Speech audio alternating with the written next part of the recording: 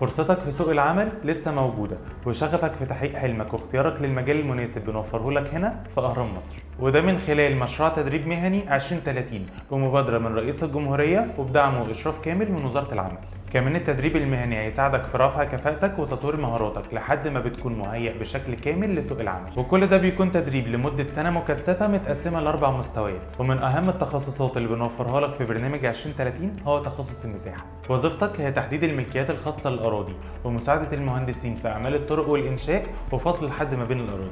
مفيش أي مؤسسة مقاولات أو مباني تقدر تستغنى عن المساح أو قياس الأراضي. في القسم ده بتتدرب على الأساسيات في علم المساحة ورفع المقاسات وكل ما يخصه، ده غير إنك بتتعرف على الأجهزة المساحية اللي زي الGPS والليفل والتوتال ستيشن. بتنزل تتدرب في مواقع فعالية تحت الإنشاء تبع شركات مقاولات كبيرة زي المقاولون العرب، ومن خلال التدريب العملي ده بتقدر تمارس المهنة بشكل جزئي ومؤقت، وده بيساعدك إنك تكون خبرة أكبر للمجال في أقل وقت. وبتتدرب في قاعات مجهزة على أعلى مستوى ومعامل الأجهزة تشتغل فيها على أكبر البرامج، وبتتدرب على أهم برامج الرسم الهندسي زي برنامج الأوتوكاد. وفي نهاية التدريب بتستلم شهادة معتمدة من وزارة العمل بالإضافة لرخصة مزاولة المهنة. ولو عندك أي استفسارات اتواصل معنا على الصفحة وإحنا هنرد عليك.